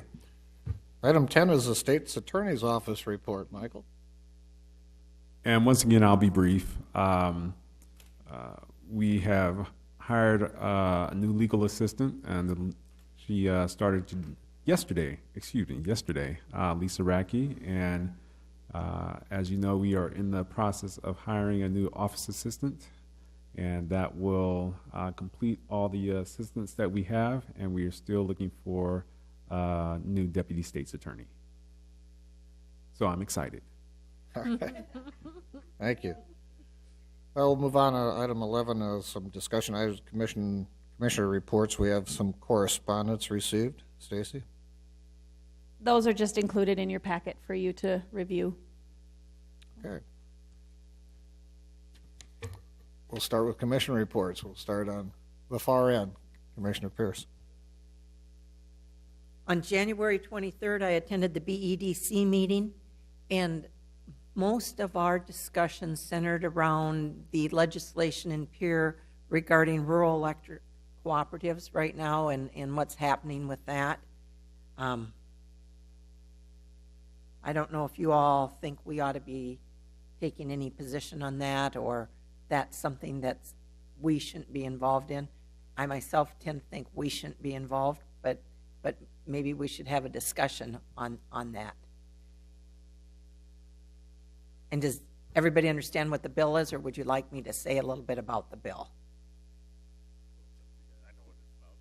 Okay, everybody know what the bill's about? Okay.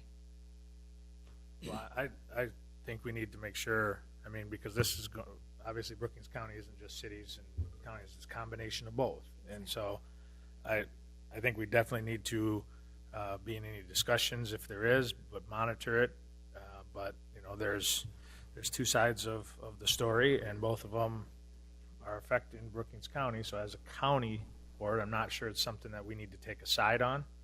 But we definitely need to pay attention to see what, I guess, what I worry about is the ramifications after a law that gets the unintended consequences of what a law could happen and what it could do. And that's why I think we need to keep track of this bill, because, and potential look at the unintended consequences if it passes or if it doesn't, or that kind of thing. So that's my thought on it, but I'm not sure us as a board should be going one side or another. Is this bill currently scheduled? They basically delayed it a couple of times to allow the parties to, who are most affected by this, who have brought this legislation, to come up with a solution. Right now, I think it's, I don't know that tabled's the right word, but similar to being tabled, to give the municipalities and the co-ops an opportunity to get together and see if they can figure out an equitable solution to the legislation. Essentially, we would take no action until we know what type of a solution they may or may not have come up with. Okay. And for the commission's information, BEDC did take a position to support the municipalities as relates to the legislation. And their basis for that was based on economic development and growth of the communities involved, That's correct. which should be their position. So that was the BEDC meeting. On January 26th, I attended the District 7 Legislative Forum here in this room. I was going to do a count, and Patty Bacon told me she thought there were 70 people there. It was well attended. In other words, there was good discussion. Again, there was some discussion about that bill and many other things, but a good public turnout. On January 30th, I attended the Public Affairs Weekly Call-In with Matt Krogman, who is the lobbyist for the chamber. And, excuse me, I really like that format where we can call in and discuss, and wanted to know whether the rest of you, Stacy sent out an email saying this is a reminder, this is going on, and this is the call-in number. Do you want to keep getting those weekly during the session? Mm-hmm. I don't know the answer to Would it be that. the same number? I think what you sent out looked like or the chamber sent out looked like the same number, same authorization code that I got. And I was unable to attend the first one because of the BEDC meeting, so I only saw the number for the second meeting. The other thing that at the meeting on the 30th, Matt Krogman sends out a packet, emails that to the chamber, and I think, Stacy, if you wanted, you could reach out, get that packet, and when you send out the reminder, attach it so everybody has the bills in front of him as he's working through his list.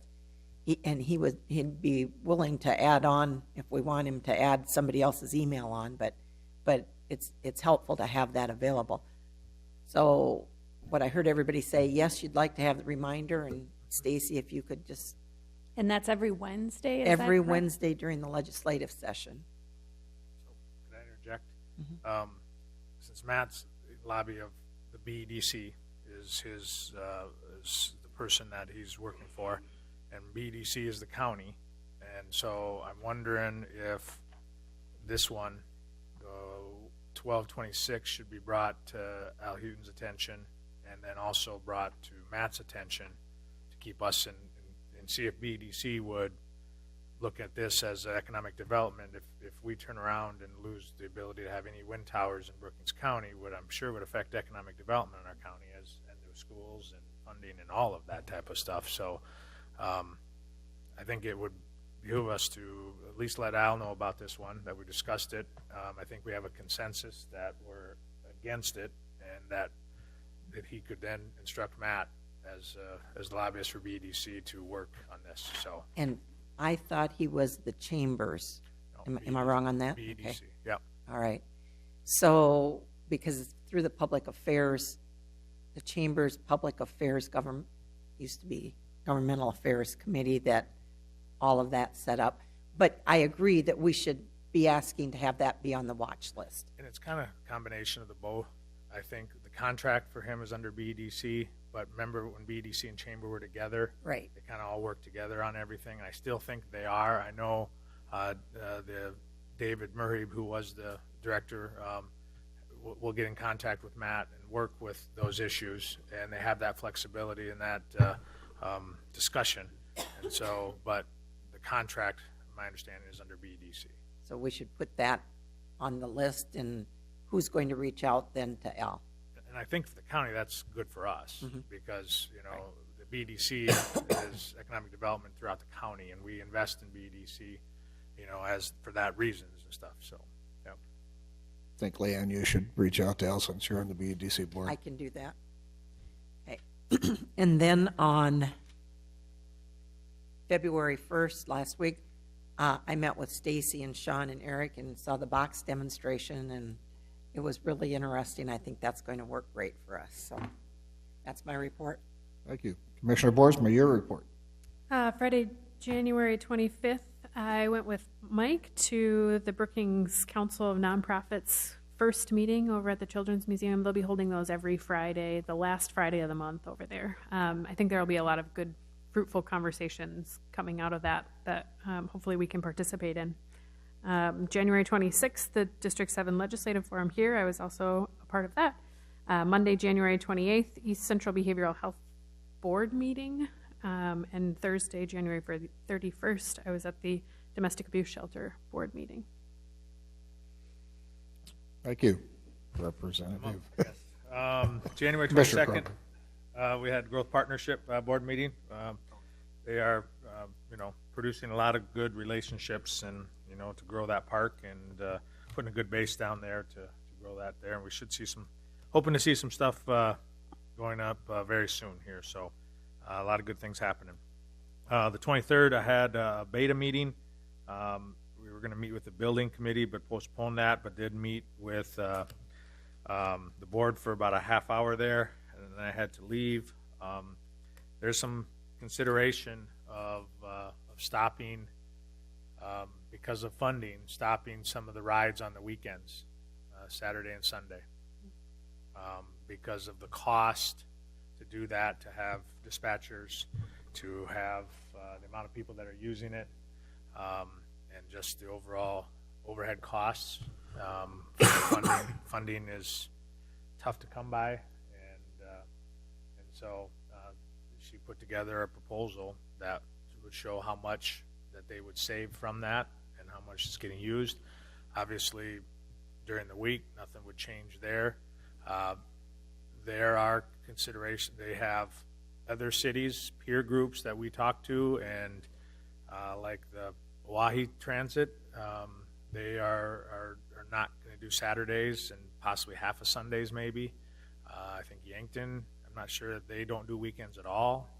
And so there's other ones that have considered this, that they're just saying the cost of the extra dispatcher, the extra drivers, the overtime and stuff like that is not, you know, keeping up. So she wanted to, I mean, it's not something they've done right now, but she put a proposal together to try to make budget, because they're not going to make it if they don't do something. So it would probably save them, again, off the top of my head, I was there quickly, about $75,000. It would probably save them over the year to do that. How many riders are they getting on the weekends? You know, I'd have to look and see the numbers. I didn't bring it with me today, and she has the number of riders. And then they have what they try to keep track of what they are riding for, you know, like work, school, education, extracurricular activities, shopping, church, you know, I guess they get some of that. And so what they were then, you know, with the different churches around town, some dependent on that, and maybe that the church will then take into consideration of maybe hiring somebody. Like, I guess Lake Campbell Lutheran, they were talking about hiring Beta to pick up their members to get them out there and stuff. So, you know, a lot of discussion going to go on in the near future on that, but that was one of the issues there that was coming up. So, again, it was just preliminary, but she's got to do something, basically, is what she's got to do. She's got to cut somewhere to make the budget. So I will keep you informed on that after our next meeting and see where that's going. Okay. Otherwise, the 28th, I had a Brookings Health meeting, and that took over a new board chairman there. Jim Morgan will be chairing the board now, and they'll be moving forward. And then we had the township grant meeting with Larry and Stacy on the 29th. So that's what I had. Commissioner Jensen. On the 28th, had a BCOAC advisory board meeting. Kristen gave us an update, and it was kind of interesting. She accumulated, there's about 30-some members that donate quite a bit of time out there. As volunteers, it ranged from 4 hours to almost 400 hours. And we thank those people for volunteering their time out there. Also, this summer, we okayed to hire 4 interns to replace the lost part-time staff during the summer time. It sounds like when school is back, then those part-time people will be coming back. There's also discussion we had within our gun rental out there. There's about 10 guns that have not been hardly used at all. She has had some requests from individuals renting firearms for some different firearms out there. So there's talk of surplusing or trading in 10 of these guns to replace them with some other guns that would be used more often. Also, the township grant meeting on the 29th with Ryan and Stacy, and then Mike and I attended the intergovernmental meeting. We was missing a couple members, but we some good updates from the school board and the city and such. So that's all I have. Thank you. If you have a question, you may ask. Thank you. BCOAC, the letter that was attached to Stacy's report from Game Fish and Parks asking if we would want to join, is it Glacial Lakes, part of their organization? Is that something BCOAC is looking at as part of maybe our partnership with Game Fish and Parks? I don't know what it cost. It didn't say in there. I'm thinking it might not be a lot, but I just think BCOAC should maybe check that out, and part of our relationship with Game Fish and Parks might be belonging to our regional organization for them. It is Glacial Lakes and Prairie Tourism, so I think promoting our center through that might be a good idea. I can send that. I'll forward that to Kristen to have her take a look at that letter to see what it costs. Yeah. It might be something to budget through BCOAC. I know, I believe they did make a funding request for this year that we didn't do, but I think that was maybe an avenue that we didn't think of either. But yeah, that would be something that, to structure that through the BCOAC just as even part of their advertising budget would be worth taking a look at. But yeah, I'll share this with Kristen. Thank you. Okay, my report on the 23rd, I did participate in the call-in because Leanne was at the BEDC meeting. I participated in the call-in, and were a lot of people online, certainly because of the BEDC meeting, but there wasn't a lot of legislation in process at that time anyway. 26th, I moderated the legislative forum. Again, it was very well attended, and again, we will be having that same forum this weekend on the 9th. Begins at 9 o'clock again, and it runs for an hour. I will be moderating that. We will have both District 7 and 4 here. There are some members from both districts who won't be able to attend, so hopefully we'll at least have a couple so we can have a discussion. But we'll see how it goes on Saturday. The 29th, I attended the intergovernmental meeting for Commissioner Krogman, and Larry's reported on that. Always an interesting meeting to find out what everybody else is doing. there were a couple entities that weren't represented, but, they'll bring it back at the next meeting. On the 30th, also did a call-in with Matt Krogman again. There were a few things on the agenda at that time, and yes, we didn't have the bill list it got, but those were on the call. He has our email addresses. We'll send it. We ask him to send it to Stacy, and Stacy could forward it to us again. So we'll have that for the call-in. It helps to know what he's talking about as he goes down the list of bills and identifies them. And that's my report. Any other discussion items? Hearing none, I entertain a motion to adjourn. So moved. Second. Motion been made and seconded. All in favor, say aye. Aye. We are adjourned.